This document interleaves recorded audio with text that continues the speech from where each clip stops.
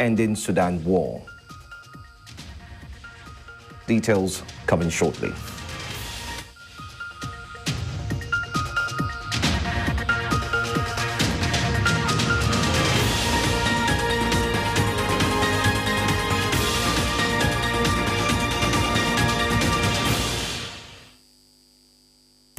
Let's begin by telling you that President Bola Tinubu and his Equatorial Guinea counterpart, Teodoro Obiang Nguema Mbasogo, have signed a landmark agreement on the Gulf of Guinea pipeline project, further strengthening their partnership for mutual development. The agreement addresses key aspects such as legislative and regulatory measures, pipeline establishment and operation, natural gas transit, pipeline ownership, and over-acre principles.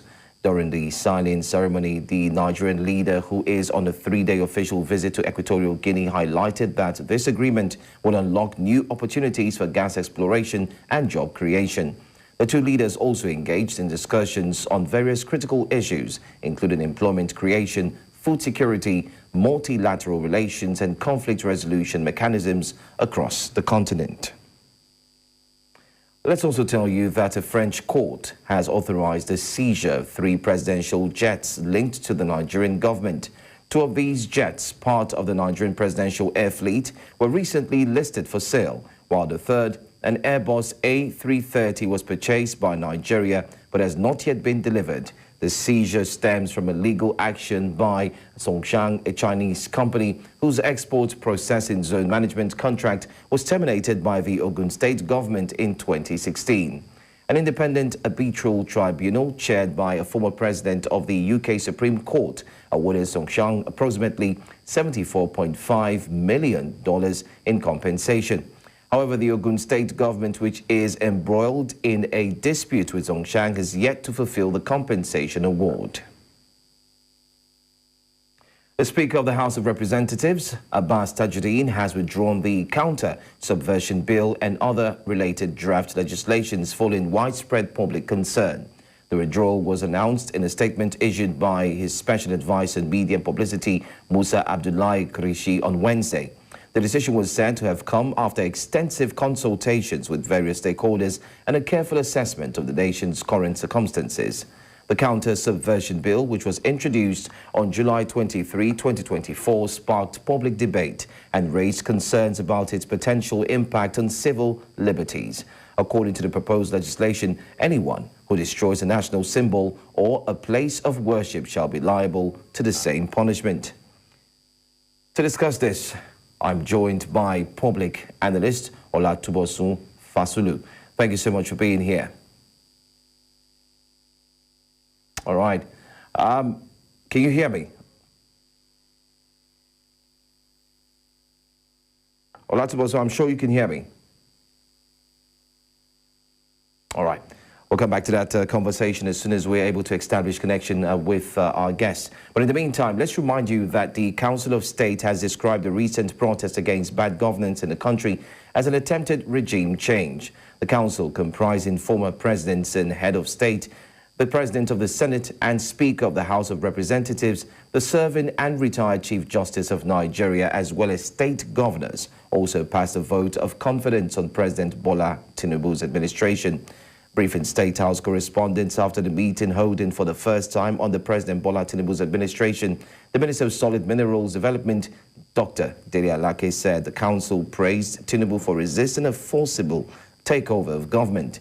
He said the #EndBadGovernance protest was not a protest, but a movement, adding that the Council of State thought that nobody should be allowed to truncate the hard-earned democracy and that any change would be through the ballot box and not by insurrection.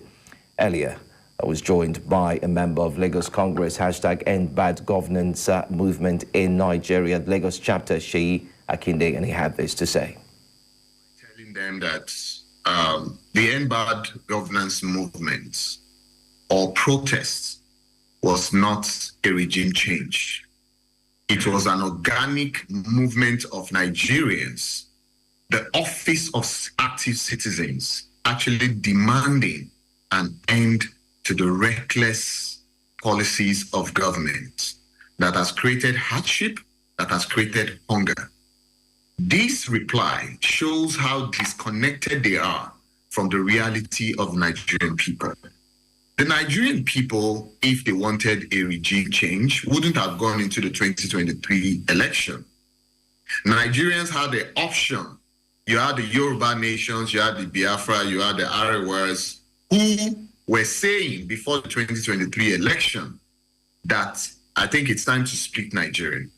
But Nigerians, especially young people, at the center of this protest, took a leap of faith by believing in the system to go ahead into an election in 2023, saying that rather than throw our country into chaos, we will go into a democratic election to elect a leader. So, saying now, Nigerians went into that. We voted. The vote did not count. There were discrepancies with the way INEC handled that election. Nigerians have actually moved on. And I think it's time for governance. Let's go now to security matters. The Defense Headquarters has announced the deployment of troops across farms in northern Nigeria, focusing particularly on the northwest and north-central regions. According to the Military High Command, this initiative aims to provide robust protection for farmers against bandits, terrorists and other criminal elements. This move comes as Nigeria grapples with its highest ever food inflation rate, which according to the Nigeria Bureau of Statistics soared to 40.87% in June.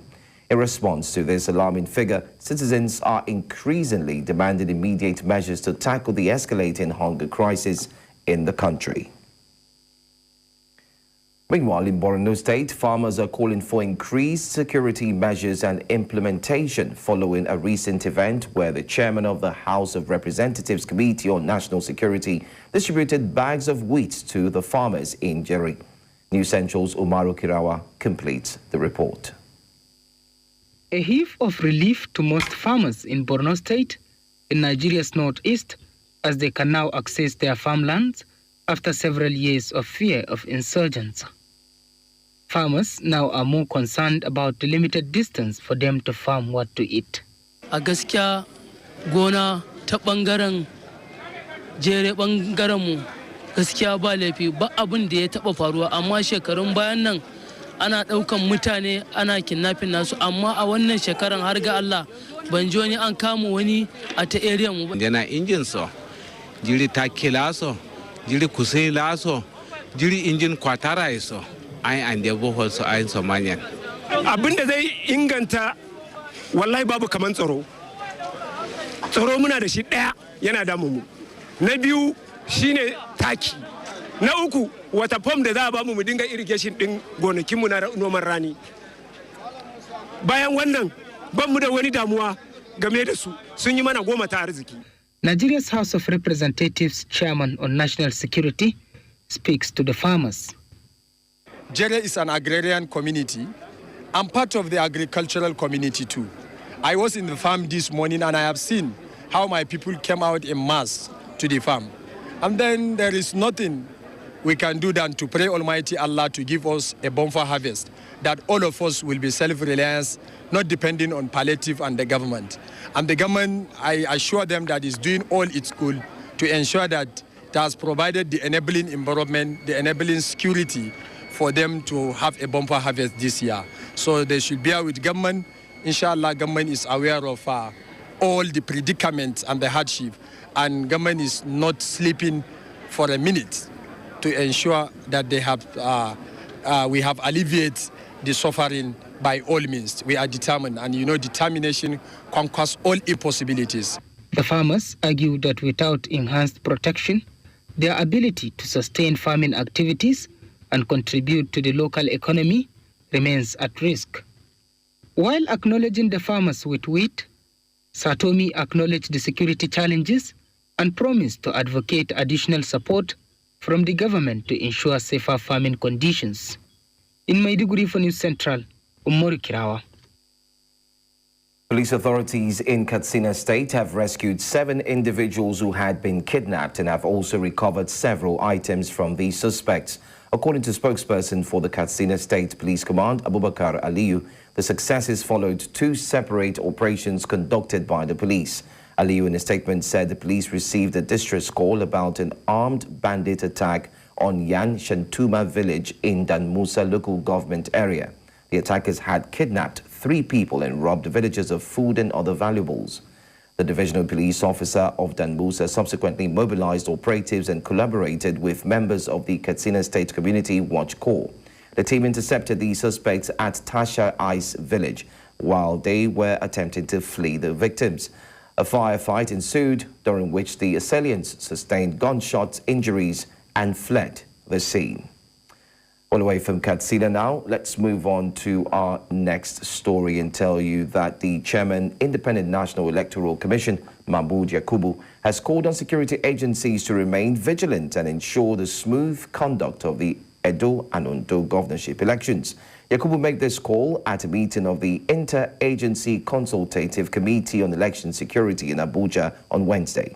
The INEC boss emphasized the need to protect election materials, personnel and polling activities while reminding security forces to adhere to the rules of engagement for electoral duties. Electioneering campaigns by political parties are ongoing. This is usually a time of concern and anxiety about security as political parties canvass for votes. A peaceful campaign often heralds a peaceful election. I urge political parties, candidates and their supporters to maintain the peace as we approach the election day and beyond. Party and campaign spokespersons should tone down their negative rhetoric. For the security agencies, this is the time to be more vigilant. You should leave no stone unturned in dealing with any real or potential threats to the conduct of peaceful and transparent elections. Already, concerns have been expressed about the possibility of armed state and non-state actors disrupting processes. With just 37 days to the Edo governorship election and 93 days before voters in Ondo State go to the polls, we should continue to work together to ensure that the training of election officials, logistics for the movement of personnel and materials, polling and collation activities are not disrupted in any way. You're watching news now. More stories after this break.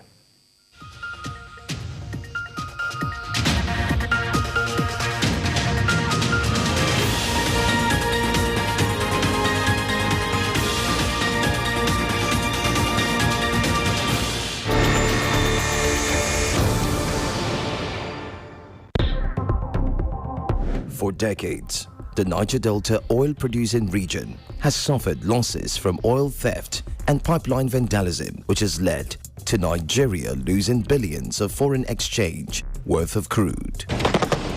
But with the engagement of Tantita Security Services, pipeline vandalism and oil theft has reduced significantly. Tantita Security Services is an internationally recognized security outfit based in Delta State. Tantita specializes in providing professional security solutions to the oil and gas industry through a strategic partnership with the Nigerian National Petroleum Corporation Limited, NNPCL, with over 1,000 plus field agents, 30 plus operational and combat boats, 10 ground-to-air drones. Tantita is changing the narrative around security in the Niger Delta. Tantita Security Services, dedicated to putting an end to oil theft in the Niger Delta.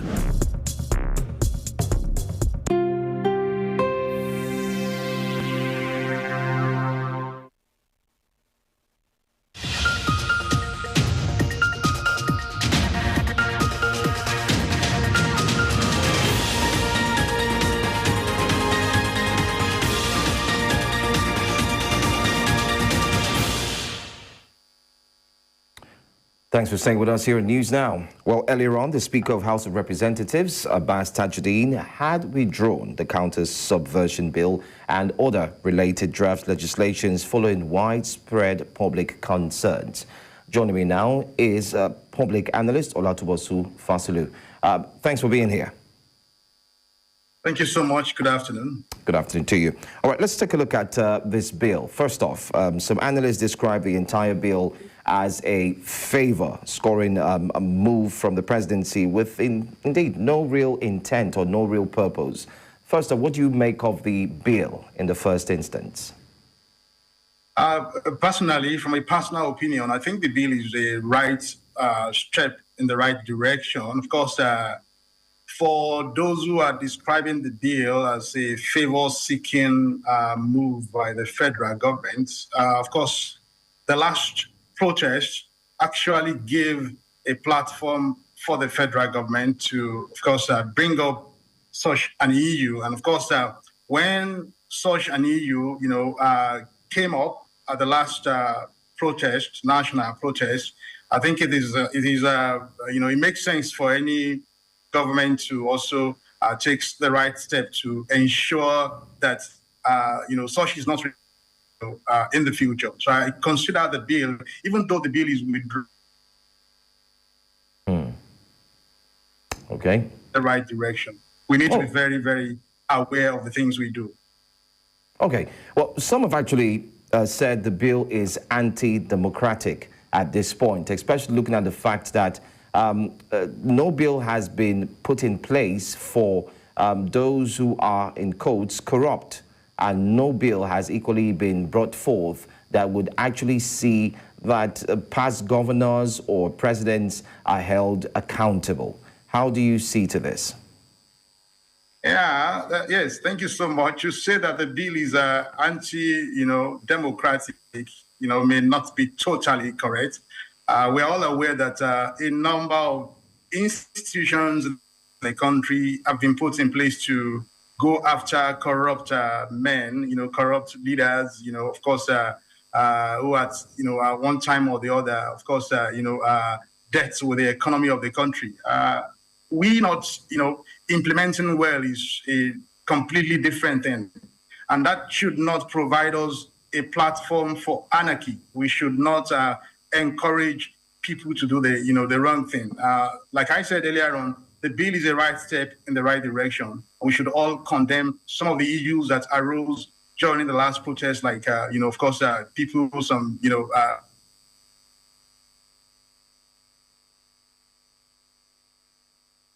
so protest is meant to, strengthen unity. Like, of course, we all came together to express our grievances. And of course, protest, it's also meant to mount prayer, on decision makers, which that protest, I think, has done. And of course, that last protest attracted global attention. We should not allow it to cross the lines.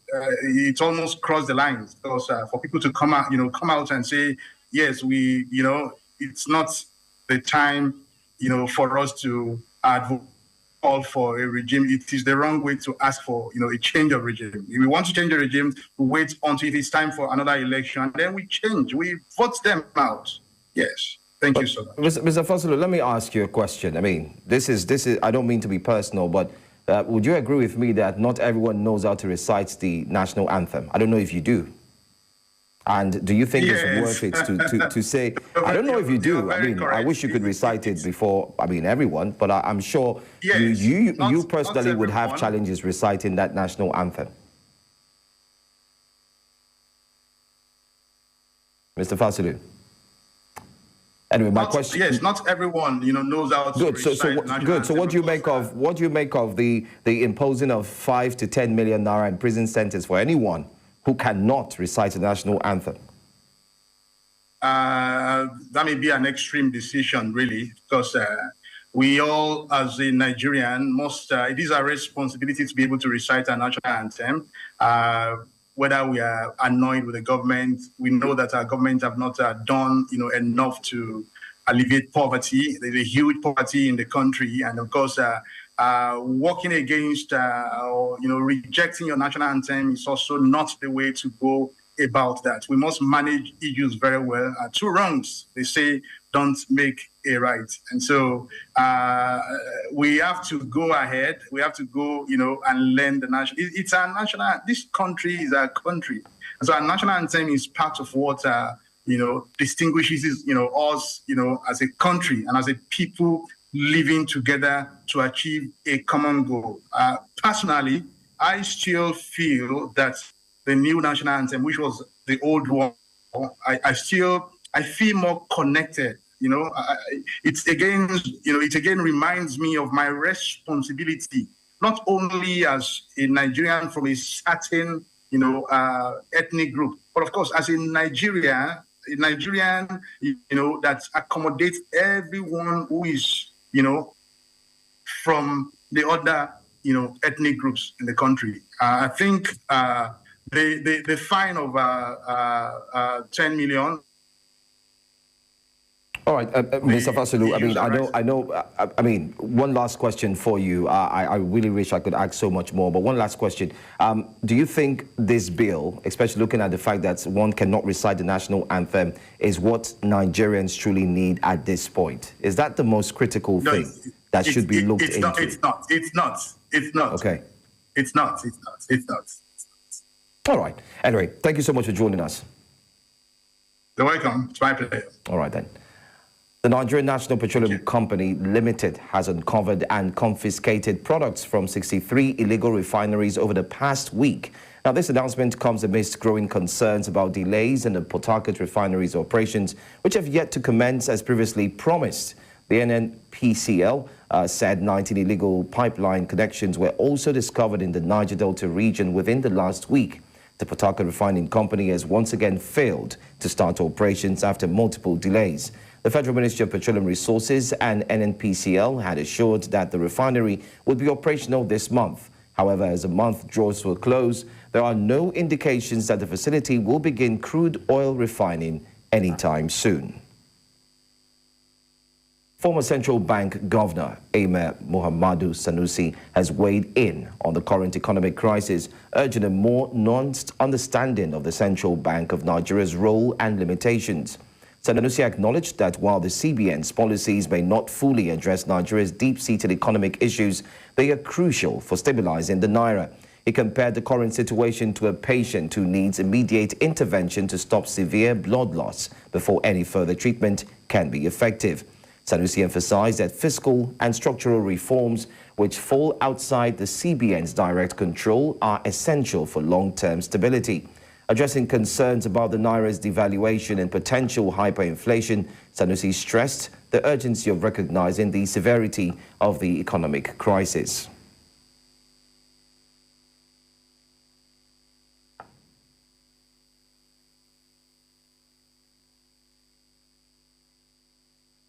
In another news, victims of the tanker Inferno that claimed 8 lives and destroyed several homes in Omenta, Okwe, local government area of Delta State, are calling on Governor Sheriff Oborevuri and other relevant authorities for urgent assistance to rebuild their lives. News Central's Austin Azu visited the community 3 months after the tragic incident and has more details in this report. Omenta community in Okwe local government area, Delta State. This burnt tanker you are seeing here was the one that skipped off the road 3 months ago due to the bad east-west road. It came to this particular area, exploded, killed about 8 persons. The governor was here on that very day to console the people. However, 3 months after, how has life been for these people who have been displaced from their homes? It has been so terrible, struggling to survive. Even up till now, I do not have house of my own. I'm still squadding with my brother. And my husband is still with one of his friends too, because we don't have house for now. And we are just managing ourselves for now. We are not even together now because of things are very rough. The 8 soldiers that gone during the incident, the families, as it stands now, they don't have anywhere to stay, no home. All their business have been collapsed. We don't have anybody that help us. We just struggle to help ourselves to come up again. A pregnant woman and a nursing mother who survived the incident recall how the disaster struck without warning, claiming the lives of their loved ones and leaving them homeless. With their sole means of livelihood destroyed, they now have nothing to fall back on. We are just looking at the road. I just saw to see the way the man is driving anyhow. Before I could finish the statement, the next thing I saw was the tanker falling. I would say I ran out of memory. I was confused of what to do. The next word I heard was run. I had to start running with pregnancy and this baby. So where I ran to for safety, it was that the news came that among the people that died, I lost one of my sister-in-law. I was in the store with my small daughter that day with pregnancy self. I just gave birth now. I lost everything that I have in the store, lost even my house. The PVC burned down. We are managing to sleep there. As they recount the loss of their loved ones and the hardship they now face, the survivors expressed frustration that no significant help has come their way despite Governor Sheriff Oborewori's visit. They are appealing to the governor and well-meaning individuals for assistance to restart their lives.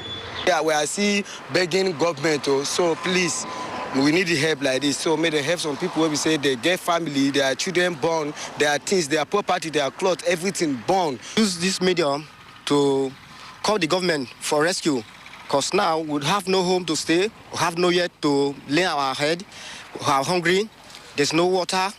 The frequent tanker explosions, often caused by the poor condition of federal roads across Nigeria, continue to result in loss of lives and property worth billions of naira. The urgent need for the federal government to address the state of these roads cannot be overstated. In Delta, for News Central, Austin Azum. The Association of Master Bakers and Caterers of Nigeria in Lagos State has expressed frustration over the persistent rise in flour prices across the country. The association voiced its concerns during a protest held in Lagos. The association's chairman, Ayola Matthew, said despite the recent approval of a duty-free importation waiver for wheat, maize and other commodities, flour prices continue to soar. Matthew criticized Nigerian millers for failing to implement the waiver, which has contributed to the soaring cost of flour and has made it increasingly difficult for bakeries to operate effectively. The association also alleged that some millers are deliberately ignoring the waiver and continuing to inflate flour prices daily. The Transmission Company of Nigeria has announced that Bayelsa State will experience an extended blackout due to the recent vandalism of 13 transmission towers along the Ahuada-Yenagoa 132 kV double-circuit transmission line. The blackout will also affect several communities in Rivers State. During a site inspection, a team led by General Manager of the Port Harcourt Transmission Area, Emmanuel Akpa, discovered that all 13 towers from T52 to T64 had been severely damaged by vandals. According to a statement by TCN's General Manager of Public Affairs, Ndidi Mba, 9 of the towers have completely collapsed, while the remaining 4 are at risk of imminent collapse. Media experts in Nigeria have tasked the broadcast industry operators to leverage on the production of quality content to remain globally competitive. This was during the ongoing 2-day conference of the Society of Nigerian Broadcasters and the Broadcasting Organizations of Nigeria in Abuja, where they urged broadcast practitioners to focus on informing and educating their audiences. Joshua Imarayi reports. Of the National Conference of the Society of Nigerian Broadcasters. The gathering has media experts from around the country all converge on the nation's capital, Abuja. Speaking at the ceremony, the representative of the Minister of Information and National Orientation says that the government is set to steer digital reforms that will create more employment opportunities in the sector. To create more outlets for our youth to adequately express their creative ability, we are currently reviewing the mixed opportunities in the rollout of the digital switch over the DSO, which started over a decade ago. We have no excuse to remain where we are, especially when smaller and less endowed countries have succeeded. Other experts present urge broadcasters to produce content that drives national development. If we take note about why we should build a nation of peace, harmony and togetherness, It behoves on all of us, as parents, as students, as wards and children, to begin to create content that unites, content that promotes, content that will remove fear of an unnecessary anxiety from us. We are faced with the challenge of maintaining editorial integrity in an environment where the line between content creator and consumer is increasingly blurred. We must navigate this new landscape with a keen understanding of the political and economic forces at play, ensuring that our content not only informs, but also upholds the principles of truth, fairness, and accountability. The two-day conference also took time to recognize some broadcasting icons who have contributed to the development of media and journalism in the country. In Abuja for News Central, I am Joshua Imarayi. The months of July and August 2024 have been said to be the coldest months in Nigeria in almost 4 decades. Research from the University of Jos, North Central Nigeria, has it that since 1985, no other year has recorded the extreme cold weather condition in Nigeria, especially the city of Jos Plateau State, seen as the coldest city in Nigeria. Our correspondent in Jos, Chizoba Nyongwe, tells us more in a report. Lately, the weather in Jos, the capital city of Plateau State, became colder than normal. You could see residents, especially in the morning hours, dressed to suit the weather, which usually stands between 14 to 16 degrees Celsius. This is abnormal for meteorologists. Professor Chair of the Geography Department in the University of Jos gave explanation to this. Why this is happening, the cold and the rainless situation, is because of El Nino effect. We call it El Nino.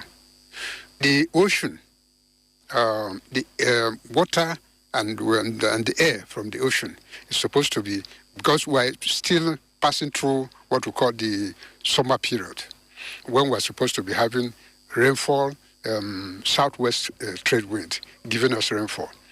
But then the air from there now has been dampened. That means it's cold. And when it's cold, it doesn't give us rainfall. That's what is happening. And we call that one El Nino. Noting that this is one of the effects of climate change, farmers as well as members of the public need to be sensitized on best practices. Stakeholders need to put all hands on deck if this will be an end to this extreme weather condition after 39 years. But what is important now is that when we experience that, we have to take precaution. One, in terms of what we wear, because you expect that the condition would not be so cold like this. And so people expose themselves and it gives rise to cold diseases like pneumonia. So this is the time a number of crops are supposed to be maturing, like maize, for example. Maize, potatoes, yam, and all those crops. They are the peak period of flourishing in terms of what we call vegetative production. And when it happens, it also affects the grains and the tubers of these crops. And also application of fertilizer becomes difficult. Beside me here are some equipment, and they are called thermometers, used to measure the temperature of the weather. And so it is reading 25.5 degrees Celsius. But under normal condition, we should have 28 to 29 degrees Celsius, owing to this cold, very, very cold weather condition in the city of Jos and the environs. While this condition continues, it is expected that residents in the city of Jos and the environs dress in warm outfits to stay away from cold-related diseases. From the University of Jos, Chizoba Anyonwe, reporting for News Central. Coming up next, Senegalese president calls for renewed dialogue with national press amid protest. We'll bring you that story in a moment.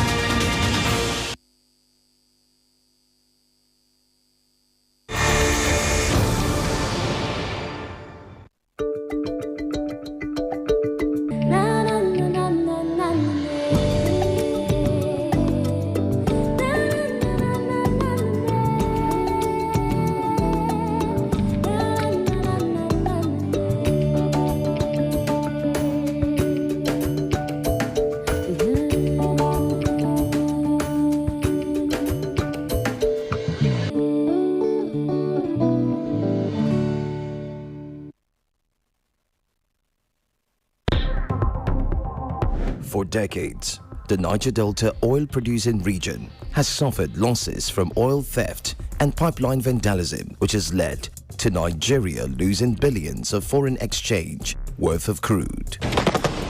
But with the engagement of Tantita Security Services, pipeline vandalism and oil theft has reduced significantly.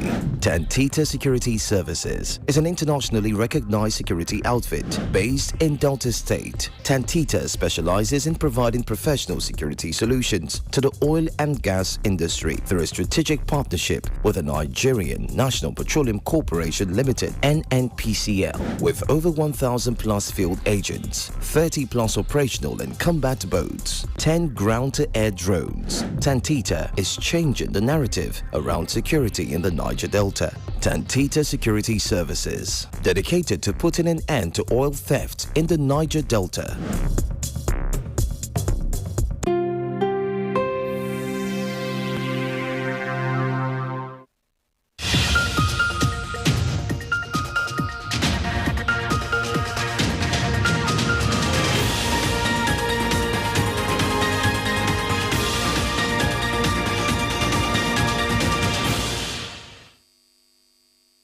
Welcome back.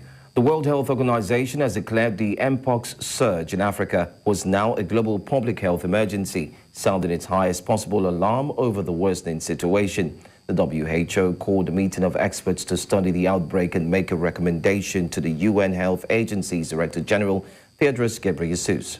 The decision comes after the African Union's health watchdog declared its own public health emergency over the growing outbreak. Mpox has swept through the Democratic Republic of Congo, where the virus formerly called monkeypox was first discovered in humans in 1970 and spread to other countries. Senegal's President Bassirou Diomaye Faye has called for appropriate recovery measures for the national press following widespread strikes by the media industry over economic pressures and perceived threats to press freedom.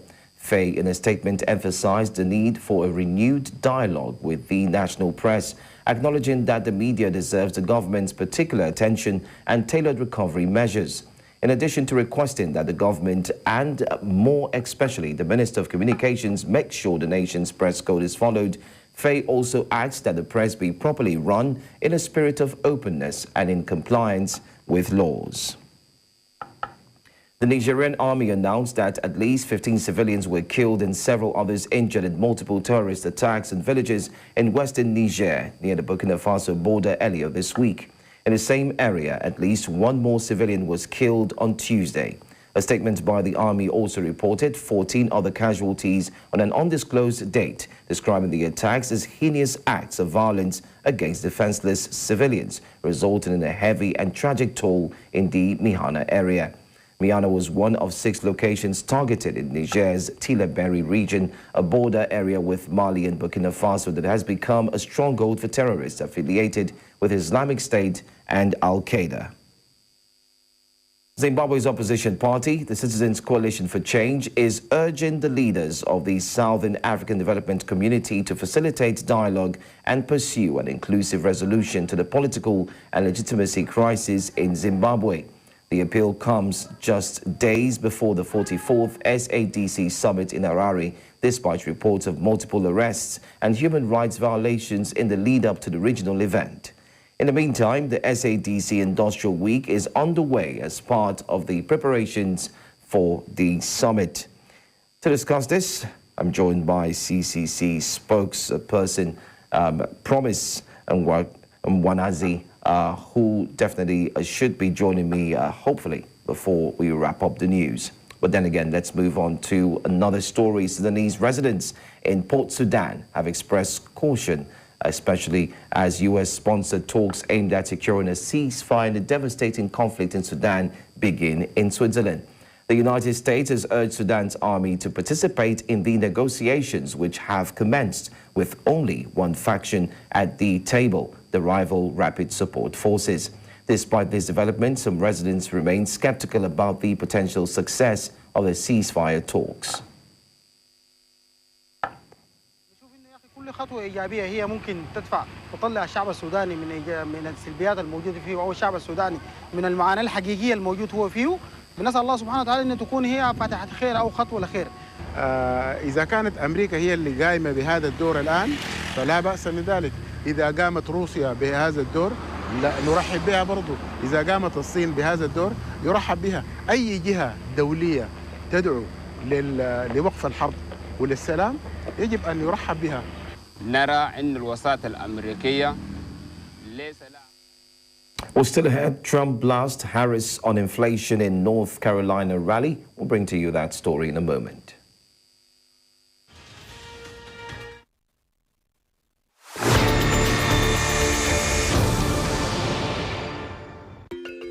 Africa is rising. Again, we hear our sounds echo on the other side. Afrobeat and Afropop reinvented, hip life brought back to life, new energy infused into Kwaito and Kwela. Africa is balling. Every stroke, every shot, every race, we find our place at the top. Taking the helm of real power, new hopes for democracies. A breed of entrepreneurial tigers, audacious storytellers, and a promising generation raring to go. Truly, Africa is rising. And this is where the stories that define our continent live.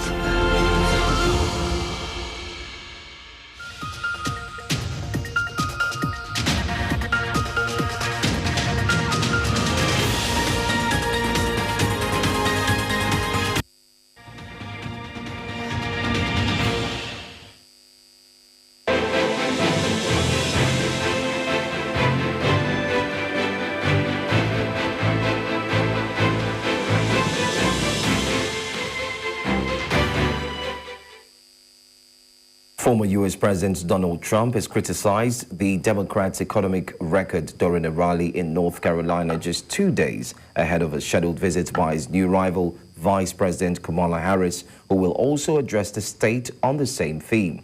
Speaking to supporters, Trump, the Republican presidential candidate for 2024, urged the crowd to vote for him, promising to boost incomes and savings if re-elected. 4 more years of Harris, your finances will never recover. They're never going to recover. Our country will never recover, frankly, more importantly. It will be unrecoverable. Vote Trump and your incomes will soar, your savings will grow, young people will be able to afford a home, and we will bring back the American dream bigger, better, and stronger than ever before. Do, right? Everything Kamala Harris touches turns bad. It all turns bad. San Francisco was a great city. Now it's unlivable. California was a great state. Now it's unlivable. She breaks everything just like she broke the border, broke our economy. But soon we are going to fix everything. What happened to her laugh? I haven't heard that laugh in about a week. That's why they keep her off the stage. That's why she's disappeared. That's the laugh of a crazy person, I will tell you, if you haven't known it. It's a crazy. She's crazy.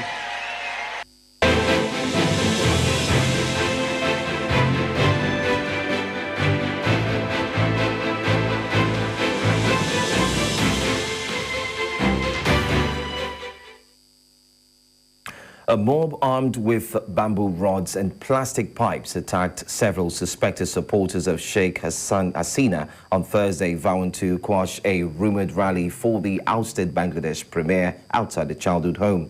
Katsina, who's 76, fled by helicopter to neighboring India last week as student-led protests flooded the streets of Dhaka, bringing an abrupt end to a 15-year iron-fisted rule.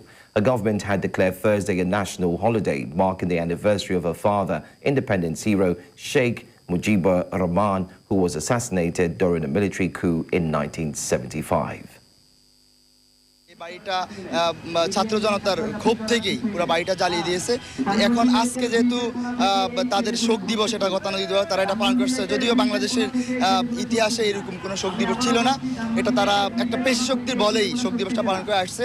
তার ধারাবাহিকতা এখানে এসে তারা পুরা বিশেষ করে Dhaka city থেকে অরাজকতার সৃষ্টি করার জন্য এখান থেকে তারা একটা সিদ্ধান্ত এখানে অবস্থান। এই জন্যই আমরা যেহেতু এখানে নতুন একটা বাংলাদেশে অবস্থান করতেছি, সেক্ষেত্রে যেন এই বাংলাদেশে যেন আর কেউ অরাজকতা সৃষ্টি না করতে না পারে, এই জন্য আমরা ছাত্র জনতা মিলেই এখানে এসেছি। আমরা এখানে যে আমাদের যে রিভলিউশন গণবিপ্লব সেই গণবিপ্লব যাতে হচ্ছে হাতছাড়া হয়ে না যায় ব্যাহত হয়ে না যায় আমরা গণবিপ্লবকে পাহারা দিতে এসেছি আমরা ছাত্র জনতা খবর পেয়েছি যে ইন্ডিয়ার মাটিতে বসে পলাতক প্রধানমন্ত্রী সাবেক স্বৈরাচার শেখ হাসিনা নির্দেশ দিয়েছে তার গুন্ডা বাহিনী মিলিশিয়া বাহিনীকে যে তারা আজকে ধানমন্ডি 32 নম্বরে বঙ্গবন্ধুর সমাধিতে ফুল দেওয়ার নাম করে এসে হচ্ছে একটি প্রতিবিপ্লব Hundreds of flights and trains across Japan were cancelled on Thursday, disrupting a major holiday week as another powerful typhoon approached the archipelago. Typhoon Ampil is predicted to pass over the Tokyo area, home to around 40 million people, late Thursday. It is expected to continue along the Pacific coast on Friday and Saturday, just days after Tropical Storm Maria brought record-breaking rainfall to the region. During a routine briefing, Disaster Management Minister Yoshifumi Matsumura urged the public to stay informed about evacuation advisories and take early precautions to ensure their safety. The weather agency also issued warnings for eastern regions, cautioning residents about the potential for violent gusts, flooding, overflowing rivers and landslides.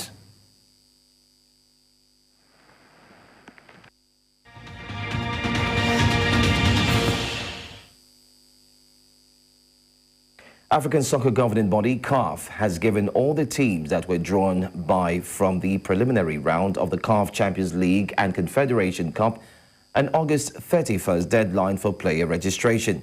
CAF gave the teams the deadline or risk disqualification from the competition among the teams drawn by from the first round of the competition due to the impressive performance in the past competition are Eyimba, Al Ahly, Mamelodi Sundowns, TP Mazembe, ES Tunis, Petro Luanda, Simba SE, ASEC Mimosas and RS Peking.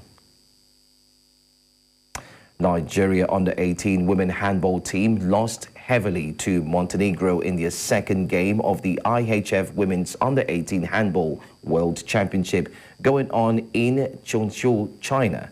The coach, Abolashitu tutored team, could not match up to the physicality of the opponent as they lost the first half 13-6. The second half was same as the first as Nigeria could not score more than 3 goals as the team's turnover rate of 28 condemned them to a 28-9 defeat at the end of regulation time. Nigeria is now seated last in Group B, having lost 2 out of 2 games played in the competition. And that's all the news that we have for you for this hour. But before we go, a quick look at some of the major stories. Tinubu and Mbasogo have signed agreement on gas pipeline for Gulf of Guinea. 3 Nigerian presidential jets have been seized abroad as Ogun State, Chinese firm battle. We also told you that reactions have trailed United States brokered ceasefire talks aimed at ending Sudan war. Send in your eyewitness reports to the WhatsApp number on the screen and do follow us on all socials. We're on Instagram, Facebook, X. You can find us on other social media platforms as well. You can also watch News Central TV live on DSTV channel 422, Star Times channel 274, Avo TV, YouTube, and not forgetting 2 other platforms as well. I'm Joe Hansen. Have yourselves a wonderful afternoon.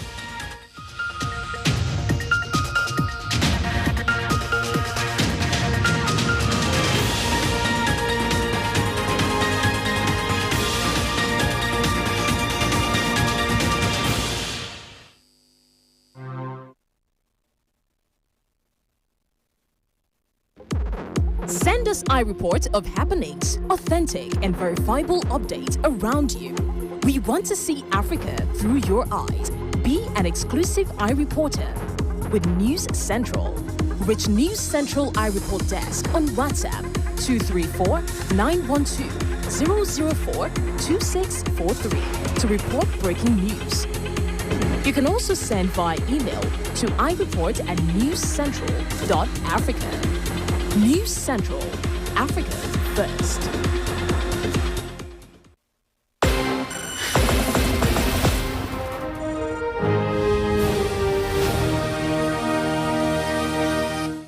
Let's talk about the impact of this blockade, not only on Niger's economy, but that of Benin Republic. It was a mistake that for Benin Republic to close its border, to even follow what ECOWAS said. 60% of the Benin port activities goes to Niger, meaning we are really suffering. That's a fact. Two poor countries that cannot feed their population, fighting for I don't know what reason. My question is this: where is the President Tinubu today? Where is the President of Togo? Where is ECOWAS? They sanctioned Niger and asked everybody to close the border with no reason. Now Benin is suffering a bad relationship between Benin and Niger. A decision taken by ECOWAS. My country took a wrong decision. It's like Nigeria switching electricity to Niger was also a bad decision. Benin has opened the border, yes. But have we really shown Nigerians that we are really sorry for what we did? We are always saying it is ECOWAS, ECOWAS. Where is ECOWAS today? Where is President Tinubu today?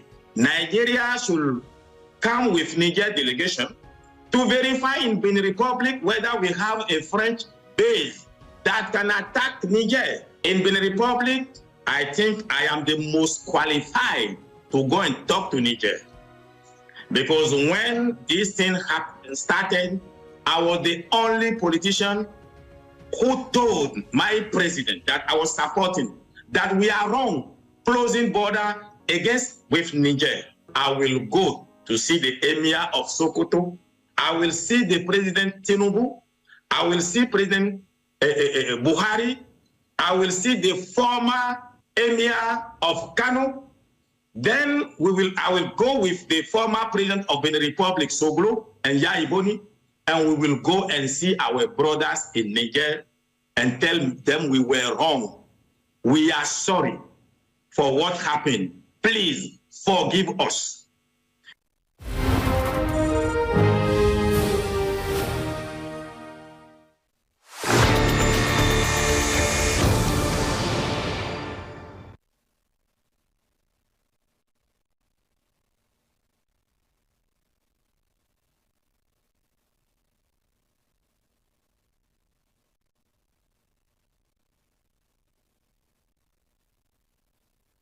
Enthusiasts believe grassroots sports development is key to developing the next generation of talents in the country. While Nigeria's Football Federation has been unable to fund grassroots sports development because of the huge cost involved, the Premium Trust Bank has officially come to its aid. At the signing-in ceremony in Abuja, officials of the NFF revealed that the agreement will be for a tenure of 4 years, worth 300 million naira annually, with a built-in clause for 10% increase every year to boost sports development in the country. Enthusiasts believe grassroots sports development is key to developing the next generation of talents in the country. While Nigeria's Football Federation has been unable to fund grassroots sports development because of the huge cost involved, the Premium Trust Bank has officially come to its aid. At the signing-in ceremony in Abuja, officials of the NFF revealed that the agreement will be for a tenure of 4 years, worth 300 million naira annually, with a built-in clause for 10% increase every year to boost sports development in the country. So unfortunately, when we came on board, we met a lot of sponsors that were already engaged by the NFF. So it's practically become impossible for us to engage some other sponsors because we don't have space to accommodate them. But as it is now, our relationship with some of those sponsors has started to come to an end. So we have the leverage of engaging some other new sponsors. The value of the contract is 300 million per year, and there's going to be an increase of 10% every year. The managing director of the bank says that the bank was spurred by the passion it has for sports development in the country, and that the partnership is going to focus on football and other related sports. As a bank, we are deliberate, very deliberate, when it comes to youth empowerment, when it comes to impacting lives, impacting communities where we do business.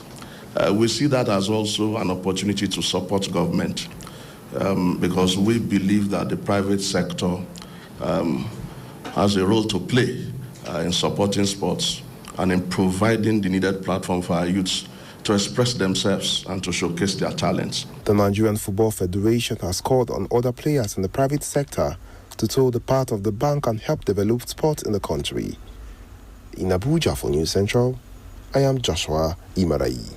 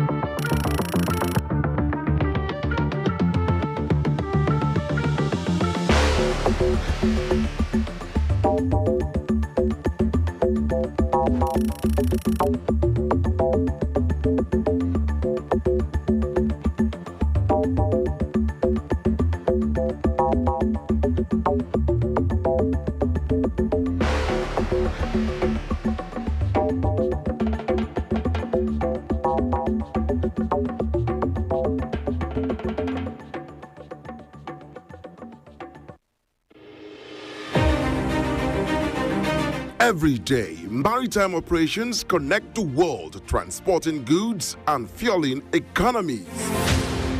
Currently valued at about $25 billion, Africa's maritime industry and its connected sectors could be worth $50 to $80 billion in just a few years. But the industry must face its challenges, and that is where Maritime Radar comes in. At the heart of Maritime Radar is the focus on preserving Africa's waterways and marine economy for generations to come, while also building the continent's prosperity. Industry news, exclusive interviews, and News Central's unique storytelling sets the pace to bring to the fore investment opportunities in marine tourism and the blue economy, aquaculture, marine transportation, security, and much more. Navigate Africa's waterways and ride the waves with us.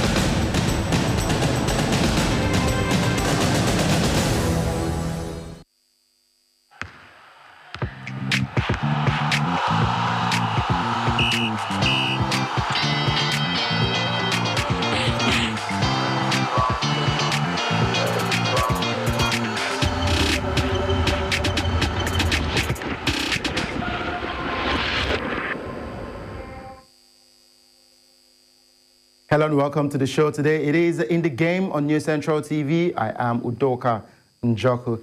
A lot of things happening across the world of sports, but of course we know that the Olympics has come and gone. Lessons have been learned, and of course preparation has started for the next 4 years, talking about LA 2028, and federations are beginning to kick themselves and taking the positives away from the Olympics in Paris and hoping to do better in LA. And for football fans, football is back in Europe. The Spanish La Liga kicks off today, Thursday, and of course, the EPL, talking about the English Premier League, which will kick off on Friday officially with a match between Manchester United and Fulham, and the banter has started already. Because last week, Andre Onana, the goalkeeper for Man United and Cameroon, said, be ready for a lot of risk-taking this season. And we look forward to that amazing time with Man U and other clubs featuring in the English Premier League. Welcome to the show. You can join us on social media, and you can also subscribe to our YouTube channel at News Central TV.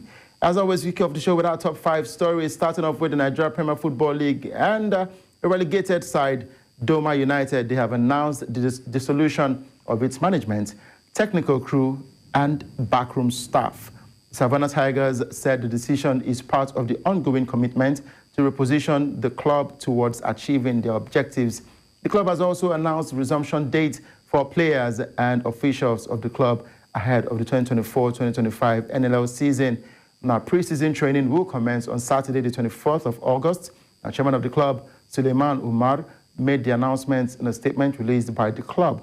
Umar also stated that screening of new players will be strictly based on invitation.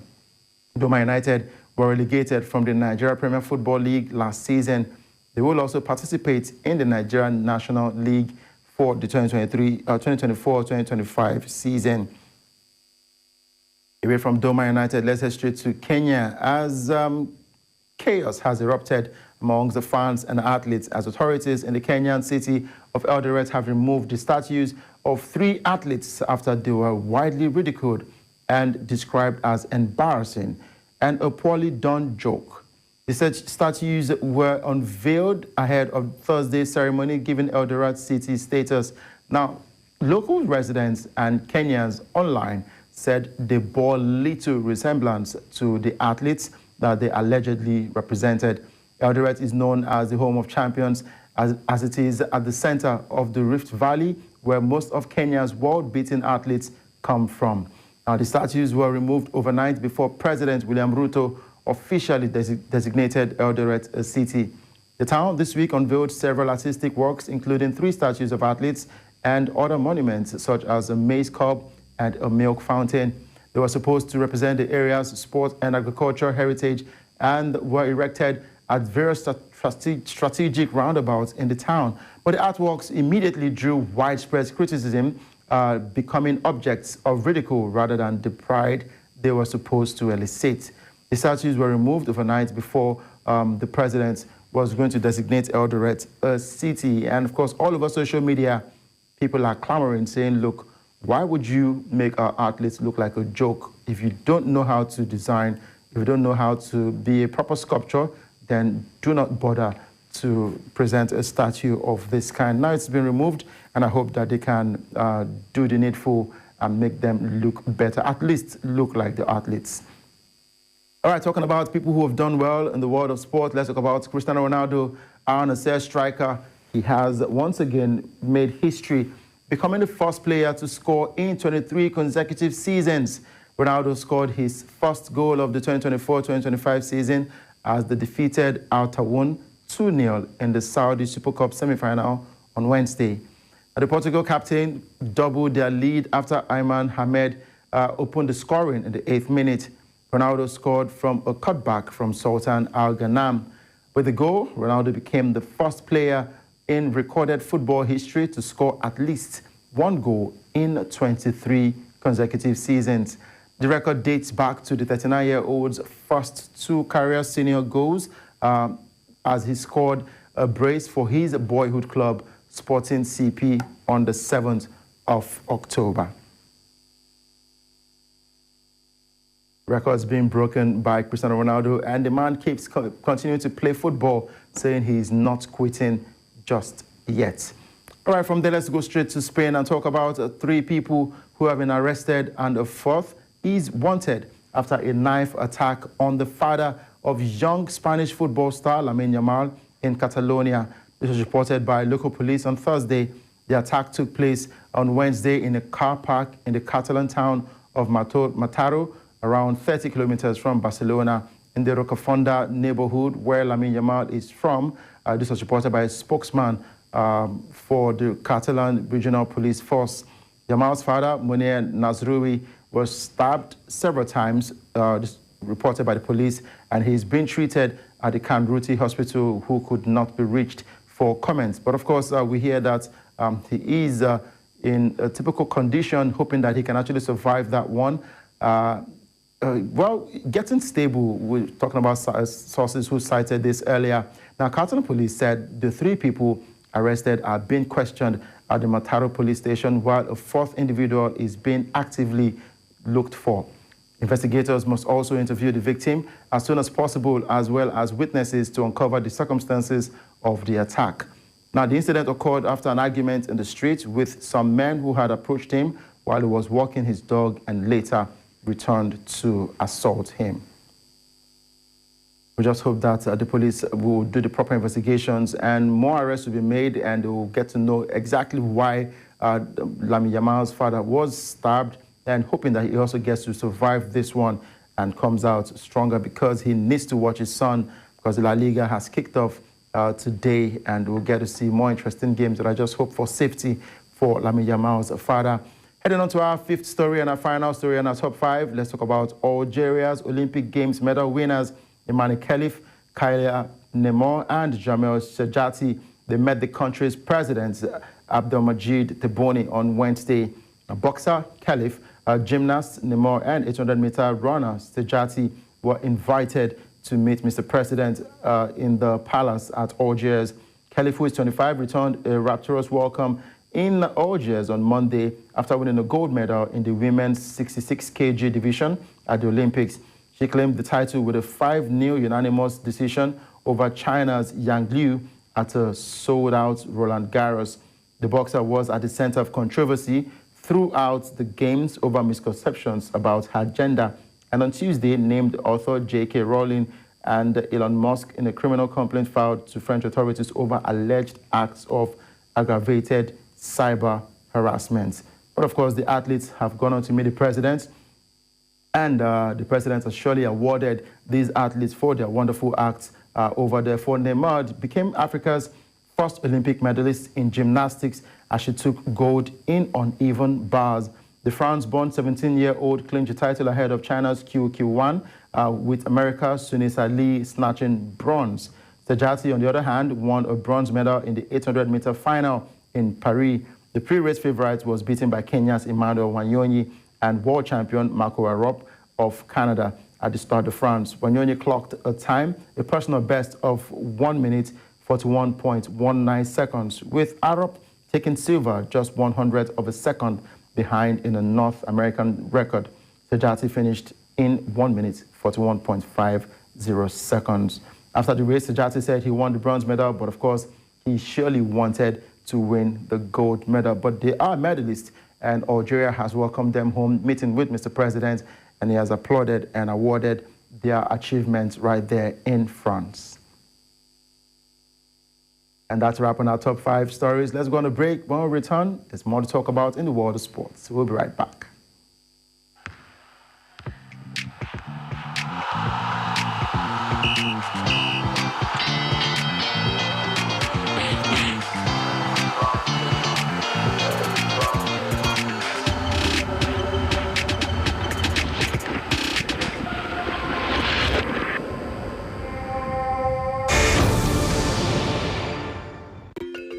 Africa is rising.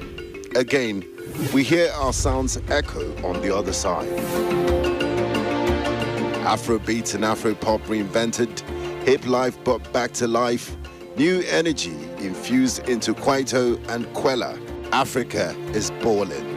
Every stroke, every shot, every raise, we find our place at the top. Taking the helm of real power, new hopes for democracies. A breed of entrepreneurial tigers, audacious storytellers, and a promising generation raring to go. Truly, Africa is rising. And this is where the stories that define our continent live.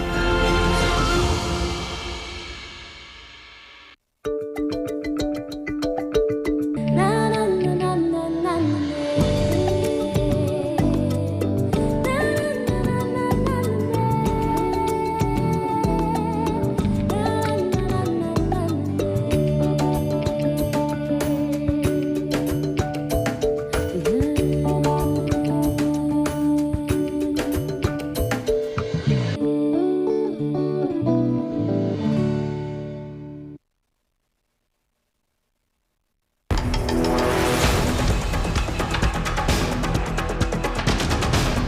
everywhere across Nigeria. With news coverage driven by the quest for solutions, News Central brings you the stories that matter. Bringing you major headlines and latest developments from the creeks of the Niger Delta, South Nigeria. I am Austin Azu. Live from the Federal Capital Territory, I am Joshua Imarai, bringing you exclusive insights and updates straight from Abuja. Covering the rich cultural heritage and dynamic events of the North, I am Emmanuel Bagudu. Covering the ongoing developments and triumphs of the Northeast, I am Umaru Kirawa, live from Borno. Bringing you stories of growth and resilience from the Southeast, I am Chinwe Ukele. In the intensity of Nigeria's middle belt, I am Chizoba Anyowe, bringing you stories of diversity and latest happenings from Jos.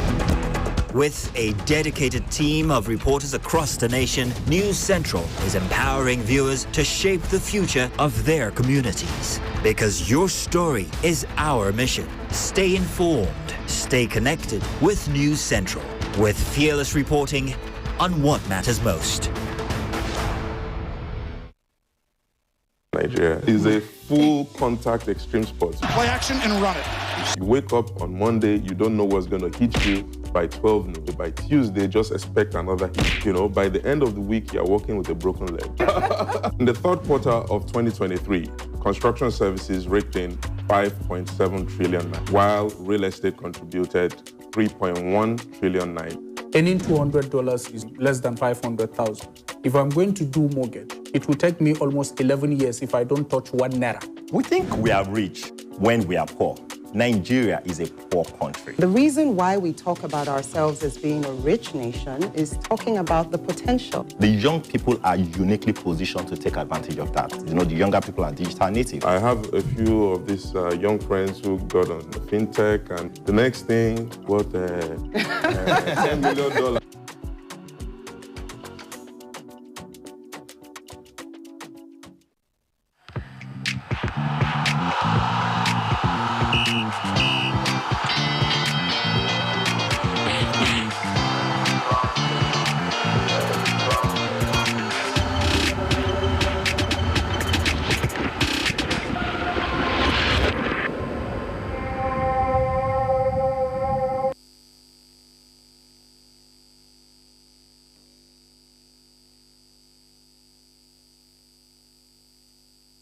All right, of course, we're back, and it's still in the game on News Central TV. I'm Udoka Njoku. Now let's talk football, and it has to do with women's football. Talking about the CAF Champions League WAFU B qualifiers. Edo Queens have done Nigeria proud, and fans are surely proud of what they've done outside the shores of Nigeria.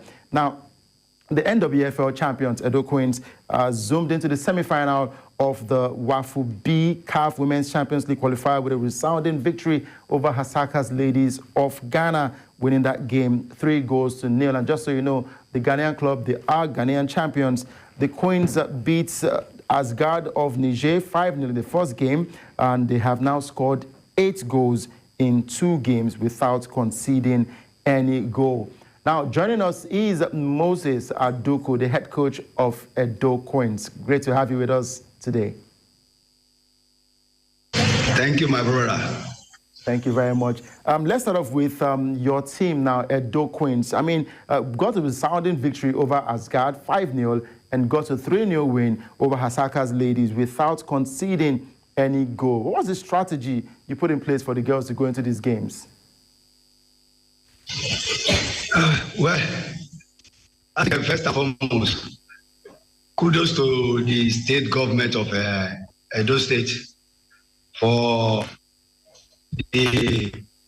our performance goes to them because of our preparation. We are prepared well. We have our station for about a month tournament. And that's all.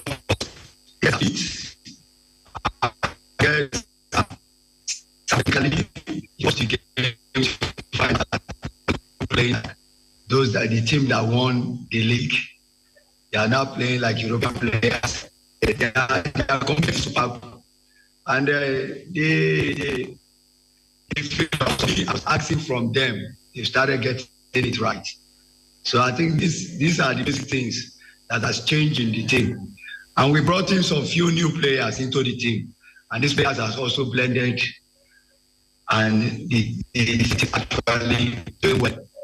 And we are not relenting on one game at a time. Finish to get shares, but we still believe we can do more. In believing you can do more, let's talk about your next game against Omnisports. Yes, you secured qualification, rather semi-final spot at the WAFU-B qualifiers now, but your game against Omnisports, would you go in there with your full squad or would it be a makeshift squad? Well, I think everybody in my team that is here, everybody is good to go. You know, we might rest one or two players, and some players have been coming in as substitute. They have the opportunity to start, but it depends on our training tomorrow. We'll be having a live training tomorrow. After the training session, where the technical crew will sit down and analyze what we do for the match against Burkina Faso.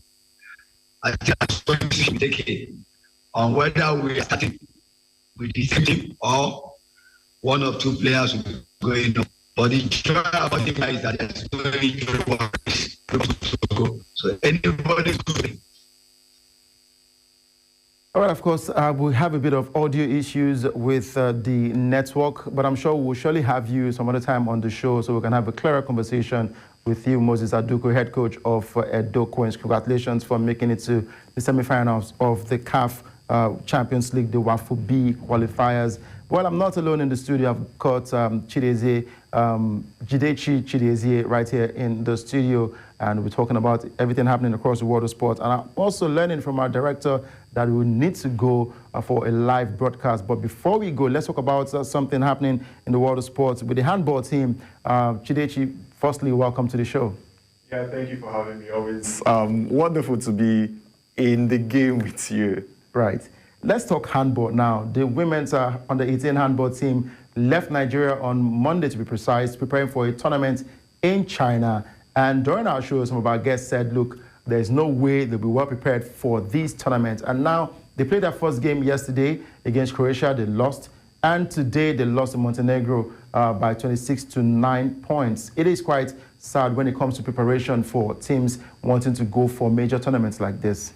Yeah, I mean, we are in the season, I guess. We are in the season where Nigeria competes at global tournaments and end up with disappointing results. Right. It's actually sad. Coming from the Olympics, where we saw how Nigeria participated at some of these major competitions and could not get anything out of it. And it seemed to be continuing into the handball. I mean, we are missing at the handball on the global stage, and somehow here is another opportunity to compete on the global stage yet again, and we are doing quite poorly. And it all stems off from how we get to prepare our teams for these competitions. It's actually preposterous how Nigeria gets to treat sports, but it's actually sad because when you look at every other aspect of the country, it's not like anything is working. So many times, perhaps we're expecting too much when it comes to sports because it's what we put in that we are getting as a result of that. What we put in is what we get as a result. Let's quickly go straight to the UEFA Super Cup, where it was all about Real Madrid and the new boy, Kylian Mbappe, who was in action for Real Madrid as they defeated Atalanta, champions of the Europa League. They defeated Atalanta by 2-0. And before now, we've already said Real Madrid would be the team to beat this season, both in the La Liga and also in the UEFA Champions League, Jidechi. Yeah, I mean, that's absolutely true. It's a monster squad, no matter how you want to look at it. Take away Mbappe, add Mbappe, they are dangerous going into the new season. Already we saw how Madrid were able to dominate last season, won the UEFA Champions League, and it's already looking like they are going to win it again this season. The beautiful thing about watching Real Madrid play is the fact that Carlo Ancelotti have been able to find a way to utilize all four players. That's Rodrigo, Goes, Vinicius Jr., Jude Bellingham, and Kylian Mbappe. And it's looking like once a manager can be able to find a way to play all his superstars at the same time, then you should be very much afraid. And I think Barcelona fans right now are already shaking way before the season starts because that Real Madrid team definitely are going to be unstoppable this season. All right, unstoppable this season for Real Madrid and for Don Carlo Ancelotti. He also looks forward to the new La Liga season, and we all look forward to the La Liga season. We would have actually loved to continue with the production, of course, on In the Game. But before we go for our live broadcast, let's quickly listen to what Don Carlo Ancelotti said after that game between Real Madrid and Atalanta. Que han hecho, sobre todo la primera parte, creo que fue un partido muy duro. Ellos no solamente defensivamente estuvieron muy bien, sino ofensivamente creo que han encontrado muchos espacios, nos han creado ocasiones muy claras que no han terminado en gol, gracias a Dios, o gracias a Tibu sobre todo. Y bueno, creo que la segunda parte se abrió un poco más. Después del primer gol, obviamente tenían que salir un poco más arriba y hemos encontrado muchos espacios para atacar. Tenemos jugadores muy rápidos y creo que ahí se abrió un poco más. Premier mi-temps, j'ai dû frapper beaucoup le ballon long. Pas beaucoup à faire au ballon, mais je suis toujours prêt pour sortir en arrêt s'il faut, et c'est ça que j'ai fait au deuxième mi-temps, donc ça c'était important sur ce moment-là avec 0-0, et après on a gagné, donc je suis heureux avec ça. Ma resta la buona ora di gioco che abbiamo fatto. Sapevamo di affrontare la squadra più forte del mondo e sapevamo anche che giocando con intensità avremmo potuto magari colmare quel gap che c'è tra le due squadre, ed è quello che siamo riusciti a fare per 60 minuti. Sapevamo anche che calando di intensità poi ci sono giocatori molto forti che hanno bisogno di poco spazio per metterti in difficoltà, ed è quello che è successo. Siamo stati per 60 minuti secondo me molto competitivi, abbiamo messo in difficoltà Real Madrid, però purtroppo loro hanno avuto due occasioni, l'hanno sfruttata al massimo.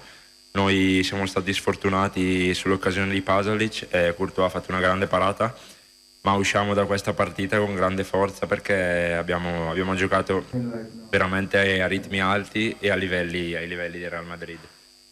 Purtroppo c'è un pelo. A great win from Real Madrid, defeating Atalanta by 2-0 in the UEFA Super Cup. Jidechi, I'm sorry, we have to go for a live broadcast now, but I'm sure we would have you again to continue this conversation, especially with the new season kicking off today. Yeah, definitely lots and lots of talking points for the new season. Looking forward to that. Thank you very much. And we are going live right now to what's happening with the Labour leaders addressing a world press conference. The leadership of the Nigerian Labour Congress addresses a world conference on the raid of its national headquarters. NLC rejects police denial of the attack and is currently reading out its demands, including the following: return of books and valuables taken, an immediate apology, and also immediate release of those detained, and government should stop harassing protesters.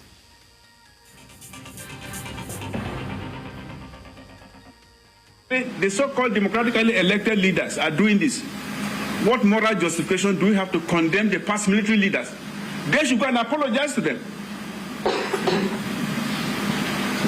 Does that answer your question? Yes, sir. To your question? Yes, sir. Our security staff was on duty here.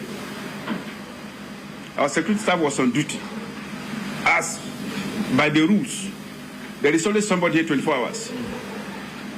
He was harassed, bundled, hounded. After a while, taken around, including to the second floor. For goodness sake, if the police, by the use of their sophisticated technological equipment, were able to trace an international terrorist, quote, I always say, quote, to Labour House, to the second floor, what brought them to the 10th floor? I want to tell you,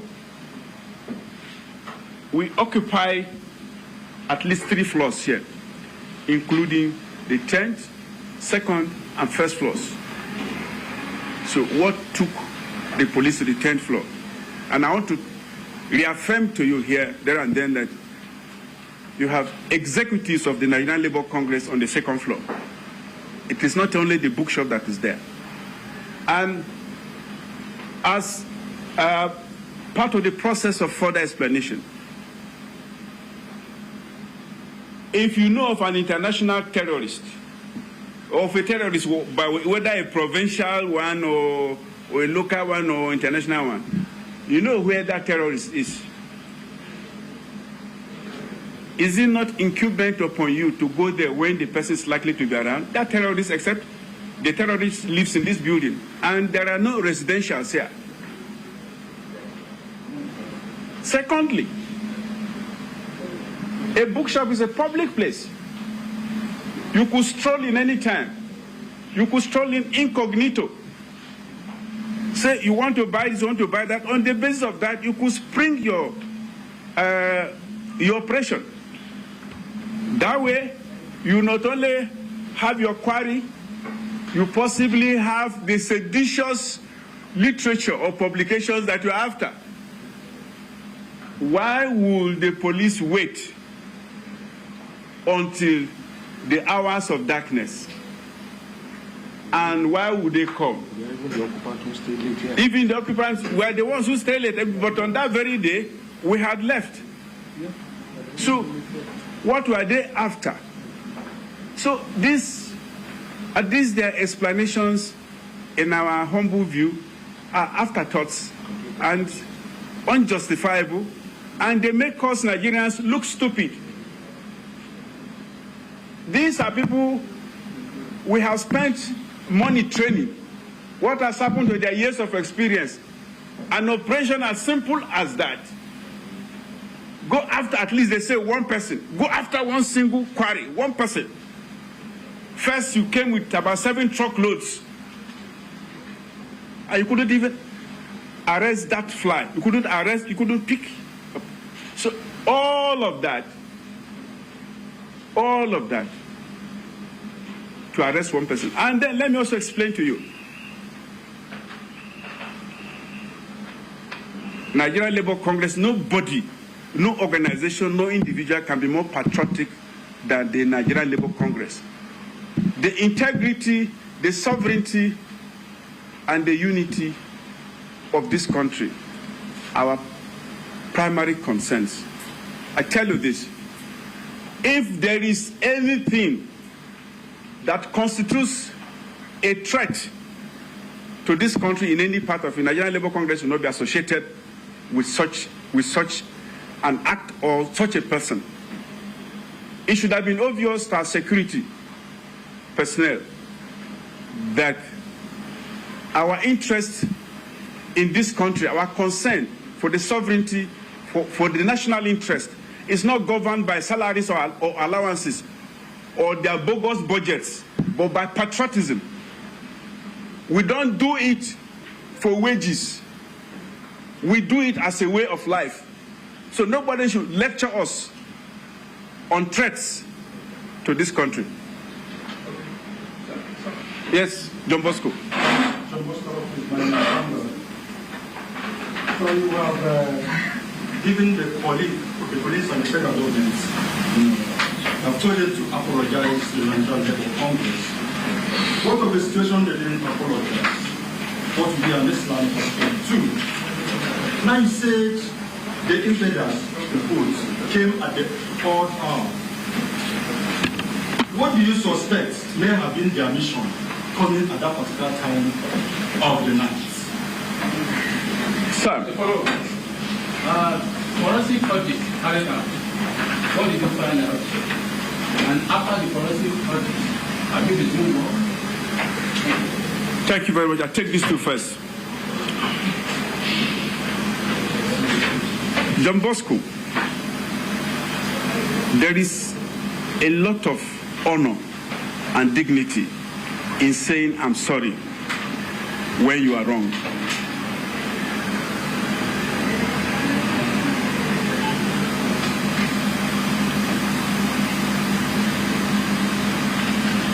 In light of this, we would advise the federal government and the Nigerian police and those who came with them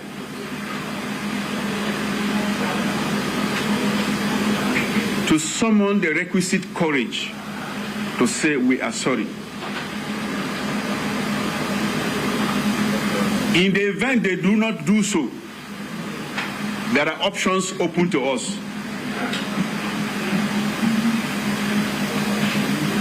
And we're at liberty to use any of them,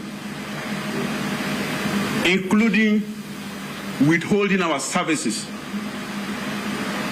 because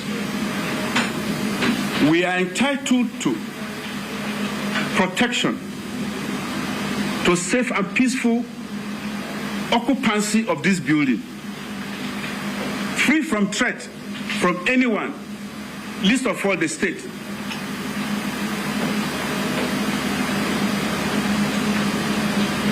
Note, it is also within our right to internationalize this problem.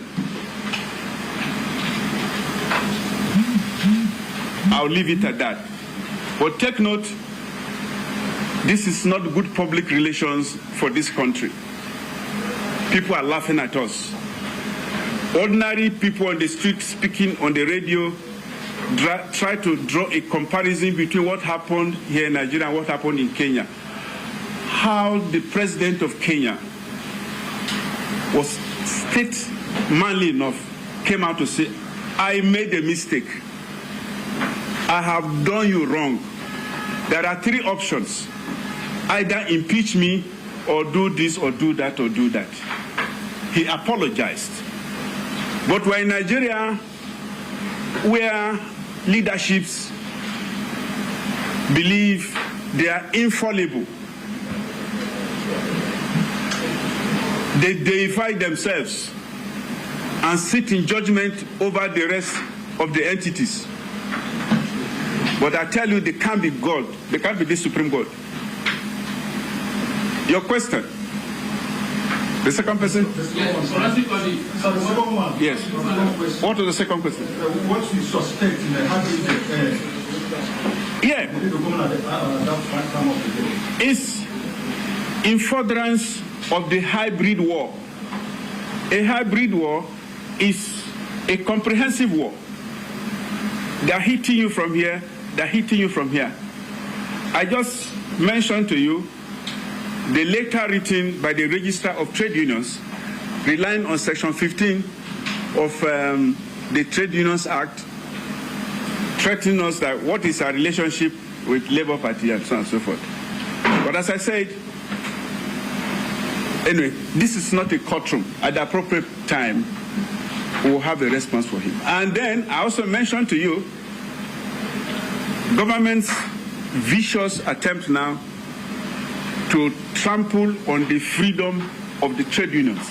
And the law is evidently clear that the trade unions should be allowed to run as separate entities free from interference. Okay? So, they do not have any right, government does not have any right to determine what the tenure of union leaders should be. Okay? So when you look at all of this happening together, at the same time, you know, the letter from the Register of the Trade Unions came either 2 days before this protest or a day. Okay? And this issue of tenure that has reared its head, you know, it's all part of the calculated attempt to emasculate organized labor, to suppress lawful dissent. And I tell you, it is not only here that are doing it. This is not only space that are doing it, but it is more manifest against labor because labor is the biggest and the most vocal pan-Nigerian organization. And I tell you, we will not be intimidated. Your question? You said, we did, you will recall in our communique of 10th August 2024, among other commitments we made, we said we are going to do a forensic audit or assessment of our violated environment. You know, in the era of advanced technology, an invader could plant anything. They could plant bugs, they could plant IEDs, they could cause other acts of mischief. So in our view, we felt, no, we are going to ask our staff to stay away from this place. And we did ask staff to stay away. We say we're going to carry out an audit, a forensic audit. And I want to tell you, I want to assure you, we have done our best. Our findings remain secret to us. Yes, we resume after our findings. We have our findings documented. They remain secret to us. And we have also taken certain proactive and protective measures as well. Sir, by any means, will this lead to strike? I answered this question. I said there are options open to us. That decision will not be taken at this press conference. That decision will not be taken by any of us here. When that time comes, it will be taken by the appropriate organs of the Congress and their allies. No, without further questions, gentlemen of the press, please. This is the end of the press conference. There is victory for us, victory. There is victory for us. In the struggle for our members, there is victory for us. Forward ever, backward never. In the struggle for Nigeria, there is victory. A people united can never be defeated. A people united can never be defeated. Forward ever, backward never. Forward ever, backward never. Thank you, gentlemen. At least we want to take your census. Please get a paper. Let them take their list.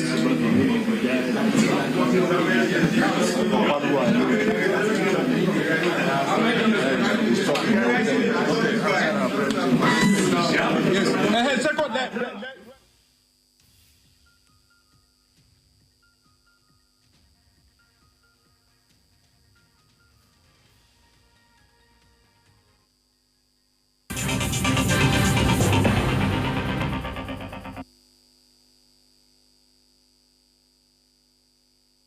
Welcome back to the show. It is In the Game on News Central TV. I am Udoka Njoko. We are back from that break of what's happening right now at the Niger Labour Congress press conference.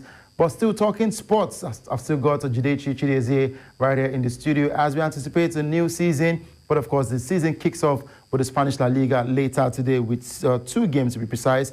Athletic Club will take on Getafe and Real Betis will take on Girona.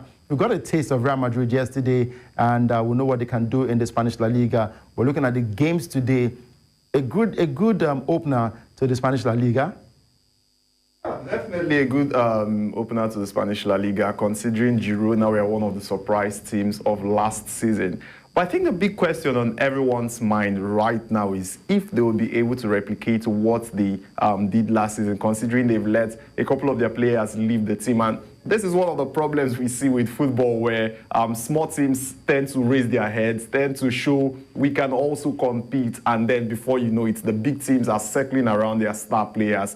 And it gets to that point where they cannot keep up because the squad that helped them perform is no longer there. So it's one of the things we are waiting to see if it's going to happen yet again, because we've seen it happen with smaller teams a lot of times across various leagues. And it's not like because it happened 10 times means it will happen the 11th time. There's also the possibility that Girona will be able to withstand that and do one better than that, what they did last season. But again, it's usually very difficult to pull that kind of feat off. And that's why, like I said, everyone, myself inclusive, is wondering, will Girona be able to match the likes of Real Madrid, Barcelona, and Atletico Madrid this season?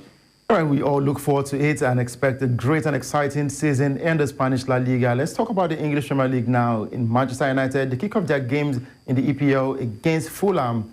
And good news for United fans because Bruno Fernandes has signed a new contract with the club that will keep him until June 2027 with the option of an extended year. Bruno Fernandes has proven quality enough at the club, and he believes that, because he said the reason why he signed a new contract is because he believes in the project and he knows that Man United is a great club and they can win huge trophies. Do you agree with Bruno? I mean, where else will Bruno be going? Let's start from there. Where else will Bruno be going? I think it's a step down for his career right now if he goes to any other club that is not Real Madrid. And right now, the Real Madrid we see cannot accommodate Bruno, so it has to be Manchester United for him. So, yes, let's believe him. It's what the man said. I don't have any other thing to say. Let's believe him. United is onto something good. But do I really agree that United are onto something good this season? No, I don't think so. You know, we saw how they performed against Manchester City at the trying to look at it. I'm trying to give it a particular name now, not exactly what it is. Playing against Manchester City, and of course, they got a couple of chances to win that game. Talking about the Community Shield now, they got a couple of chances to win that game, but of course, Rashford was quite wasteful. There was also a big miss from Mason Mount. But the goalkeeper, Andre Onana, said that he promises a lot of risk-taking this season. We saw a bit of that during the penalty shootout when he wanted to play a mind game with Erling Haaland of Manchester City, but it didn't work for Onana. Now, looking at how Man United performed last season, where do you think they stand when it comes to the table? Because if you take a look at the transfer market, most of these top clubs have been making major signings, apart from the club that bought a whole village, thinking they're going to play football next season. But of course, a lot of huge signings in the EPL. Where do you think United will finish? A big question, if you ask me. A big question. I think it's more, United's problem is more a mentality thing than players. They have talents. I mean, when you look at the squad, plethora of stars, there's no reason why the players in United should not be performing at an optimal level. I think it's a mentality thing. For now, I would not be able to predict where I expect United would be finishing because there has been a change at the club, new management, a couple of new hands in the technical department coming into the team. There's every possibility that that might actually bring that change that we expect to see at a club like United. But for now that the season have not started, I cannot particularly say, because I do not work at Manchester United. Have that mentality been changed? Have that mindset of we are a big club, we should perform as a big club should perform. Has it been actually altered? I cannot say for now. It's only when we get into the season, we would be able to tell how these changes around Manchester United have affected the mentality of the players. And until then, we can then see this is where we expect Manchester United to finish at the end of the season. But as it stands right now, do I really see them doing better than they did last season? Not really. But like I said, let's get into the season first, and then we'll see the mentality of the players before we'll be able to say, okay, Manchester United are ready to compete, or perhaps Manchester United are still the club we know them to be. Oh, wow. Because some of the Man United fans are not even confident heading into the new season because there are already injury problems with the club. But I just hope that they start on a good note against Fulham. And remember, Fulham have also gotten quality signings in their squad, so expect a bumper ride tomorrow when the EPL kicks off. Now, talking about EPL, let's go straight to Chelsea and talk about a former Chelsea manager, Mauricio Pochettino. He was in the news this morning, and now we're hearing that he has agreed to be the national coach of the U.S. men's team. He will lead the club, the team, to the World Cup in 2026. We just say he failed at the project Chelsea. Failed? No. I would say Chelsea were not patient. I think that's what it is. We've seen it with Todd Bowley. I don't know what he's on to at the club. I don't know what his intentions are. At this point, nobody knows, even the Chelsea fans. I'm not sure even the Chelsea, people working at Chelsea even know what the man is up to. Mauricio Pochettino did not fail. I totally would not agree with that point of view. I think at this point, what Mauricio Pochettino is doing is something I would call challenging. And I love managers that love to challenge themselves. The fact that he's going into a team that would be hosting the next World Cup, a team that are somehow beginning to find their feet in terms of building a solid national team. The United States is not that kind of country that you would say have talents in their ranks, but it's beginning to look like over the past 2-3 years, it's beginning to look like United States have been able to get young stars that have grown through the ranks across the world, bring them together in the national team and say, this is our new national team. It's not looking like the old United States of America. And the fact that they've gone for a solid tactician like Pochettino means that they are really ready to compete over the next couple of years. And for Pochettino to actually take on this job, it means he is really trying to prove himself. This is a manager that is trying to say, I want to show that I actually have it. The fact that I could not prove that at Chelsea does not mean I cannot prove it another place. But the problem is, should the United States project fail under Pochettino, I think it's going to spell doom for his career, because at that point we are going to say, okay, you really could not do it at PSG, you could not do it at Chelsea, and you've gone to a country that is hosting the World Cup only to flop. It's a really tough job he's taking on, and I'm only rooting for him to do very well, because if he does not perform with United States, it's going to spell doom for his career. So you talk about him performing. What would you regard as success for Pochettino with Team USA? Because when you talk about football, you can't even rank USA amongst the best of the best out there. You can't. I don't think they're even in the top 10 when it comes to world football. I think it's pretty simple. Think Russia at the 2018 World Cup. That would be my expectation for Pochettino at the 2026 World Cup. Going into the Gold Cup, going into possibly, if they get invited to yet another Copa America, you would expect that they can go as far as the semi-finals. That would be my expectation for a Pochettino-led USA. If he cannot reach those expectations, then I think he did fail. I'm not expecting USA to go into the World Cup and go win the World Cup. That would be absolutely ridiculous to put as a target for the manager. I'm expecting at least a quarter. I mean, think of how Russia performed at the 2018 World Cup. They dazzled everyone. No one expected Russia could go all the way to the quarterfinals of the World Cup, and they did it on home soil. You don't expect that Pochettino, with stars like Pulisic, lots and lots of players. I mean, the United States of America, solid players that they are having right now. Weston McKennie, lots and lots of players. Team West, lots and lots of wonderful players coming up through the rank. If you cannot at least get to the quarterfinals of the World Cup for USA, I don't think you should be the manager of that squad anymore. Wow, that's a huge task for Mauricio Pochettino, because some are saying that he should have gone back to club football, probably go back to the English Premier League to take charge of a lesser-known club, because this man has led Tottenham Hotspur, no trophy. He went over to PSG, of course, he did win a trophy right there. Came to Chelsea, there was nothing to show. He was sacked after one season, and now he is the team manager for USA, heading into the 2026 World Cup. Loads of pressure for the man right there. But he says he can do the job. He believes in the project. He believes in the squad. He knows that he can rejig that squad and do something positive with Team USA. Let's see how it goes for Mauricio Pochettino. Let's talk tennis right now, and we look at former champions Naomi Osaka, Bianca Andreescu, and Stan Wawrinka. They have received singles main draw wildcards into the U.S. Open. Japan's Osaka, who counts the 2018 and 2020 U.S. Opens among her 4 Grand Slam titles, returns to competition in January after the birth of her daughter and has advanced to the 3rd round or better at 4 WTA 1000 events this season. Canada's Andreescu, the 2019 U.S. Open champion, returned to action this year after missing 9 months due to a back injury and reached the French Open 3rd round in her first event back. Now for the Swiss, Wawrinka won the most recent of his 3 Grand Slam titles at the 2016 U.S. Open, The wildcard allows him to make his 72nd main draw appearance in one of the game's 4 blue ribbon events, which puts him 5th on the all-time list.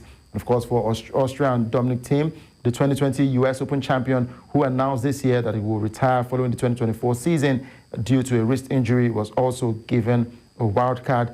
The US Open kicks off on the 26th of August and ends on the 8th of September. These players have been given wild cards. Naomi Osaka, we know with the time she went through a bit of mental challenges, but she's back and it looks like she's ready to go. But it feels like tennis is not as competitive as it used to be back in the days, Jidechi. I mean, it's pretty much expected. There's that optimal level you get to in sports that every other thing seems to be like it's competing and it's not enough. We've been treated to the greats of the greats, watching the likes of Serena Williams and her sister, Roger Federer, Rafael Nadal, Djokovic. I mean, they are still playing, but not at their very best anymore. So it feels like every other person that is competing right now, if they cannot get to the level that these guys treated us to, they are not doing enough. It's pretty much expected, but I'm sure the best of tennis is still to come. Lots and lots of wonderful stars right now, like you mentioned, Osaka. We've not seen her in a while. A lot of controversies surrounding her career, so far so good. But I'm expecting lots and lots of exciting tennis to come because we have lots and lots of stars coming through the ranks. Both in the men's, the WTA and the ATP, it's the best of these still yet to come. Of course, Rafael 24 season, definitely from the world of tennis. I said to retire the team. Roger Federer, the game of tennis. Well, of course, not just one who is standing tall saying he will until the body says stop. As loud as you quit. The one him all his years talking about Olympic gold and everything. Robin Neff about Djokovic. Djokovic doesn't seem like I know we are still going to get but it's time to give up. He definitely will give up. But one thing right here is our time because we are sure our time has come to the studio for the bulletin. But of course, because TV thank you for coming very, very soon because the EP needs to do a review of those games. Thank you for watching Central TV.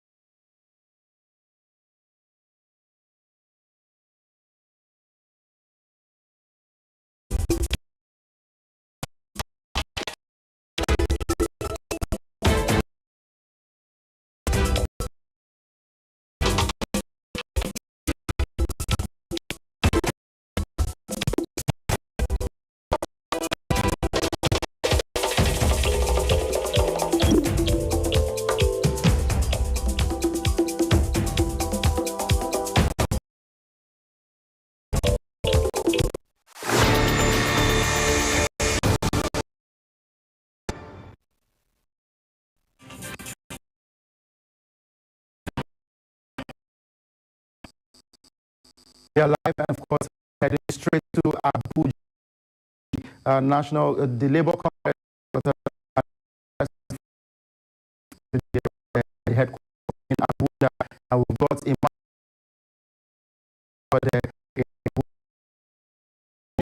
what is it exactly today?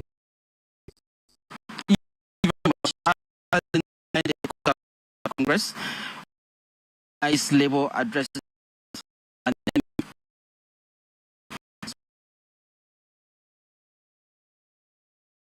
and get apologies in coming days. They are going to decide how to get back to them, because they very categorically clear that they want apologies from the police and the government. They were trying to, compare the situation with that of Kenya, where, President made it clear to the people of Kenya that he's very, very sorry and he's ready to do same apology from police within or in coming. If that doesn't have options, out by showing their anger, police not by the. So we're seeing a lot of has come and gone. The NLC have made of the raid. Because I was going to ask you, what are they planning to do if during the press conference? They are going to do can be decided. That this is a decision, this is a national decision. What they are going to do. All the,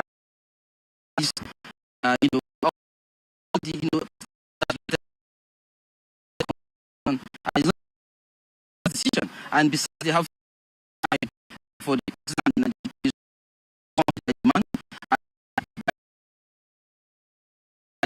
decide what they are. A lot of to take a decision for the fact that they are not passed, and whoever that they say withdraw from protest, is malicious. Linking some parts very wrong. That they see that as interested on labor officials of trying to break them in and easy for them to be accusing them of that, and telling them that they have to set the out after the raid to make that sit on it. We ask them what is the text, so that they have staff have, and most of their staff that were arrested, they demand their immediate release. Take place and the release will happen, but as huge important as this was held. That press briefing is being coordinated by the image maker of the organized labor. Is the fact that they made it clear to us that it's strictly about trying to make to clean the name of the organized labor and make it look not make people believe that because of this end bad governance protest, the organization is being bipartisan. But we're talking about the reference they made that the labor unions are being connected to the Labour Party, which they said that is not true and that can never happen. Yeah. All right. Thank you very much, Emmanuel Bagudu, for joining us and giving us a brief of exactly what happened right there at the press conference, the headquarters of the Nigerian Labour Congress in Abuja.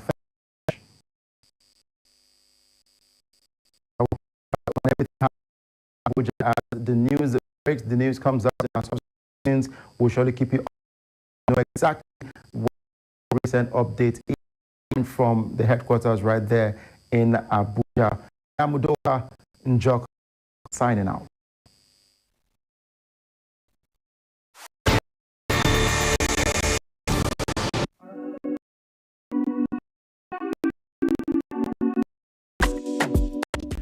World where information seems to travel as flood.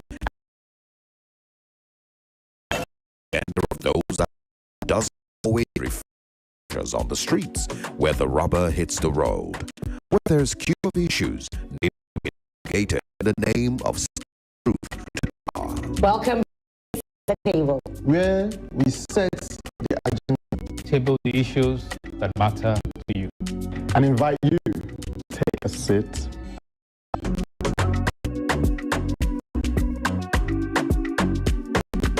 Welcome to a place at the table. It's good to be back. To chart the way forward, we need to ensure we have a clear vision. My advocacy today is titled A Windfall or a Backlog. Go figure. Welcome to the table, Esther. Thank you, Yinka. Windfall or windfall? This stuff is right up my alley. I'll be navigating identical territory as I lay out for economic activity. Welcome, Esther. Yinka, seems like you met your match. I'll be dealing with issues of rebuilding trust between the people and its government. I'm sure you all agree it's timely, right? Wamaka, good to have you on the show. Music to my ears, Bright. It's good to be here. I'll be tackling an identical issue of trust, but my recommendations may be more directed. I'm saying the INEC chairman must be held accountable. Deji, what do you say? We've only just met Wamaka, and it's like you're attempting to read my mind. Suffice to say that I share the concerns raised around trust. I'll be tackling the sustained problem of crude oil theft in the Niger Delta. All right. Fresh panelists, fresh topics, similar passion for progress and development. Have we ever disappointed? No be today.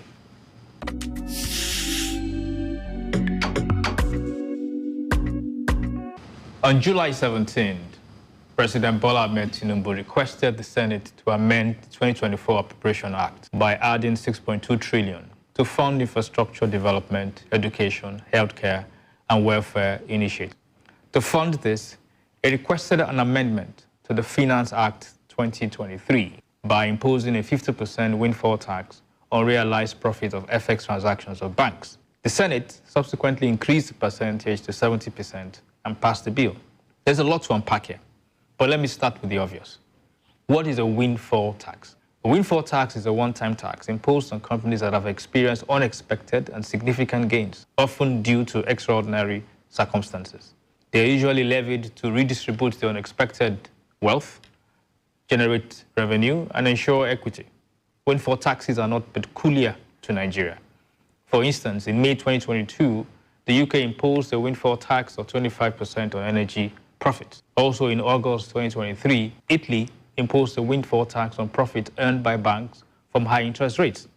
Many have argued whether the windfall tax is justified or not. For me, the question should be, with a total budget deficit of 16 trillion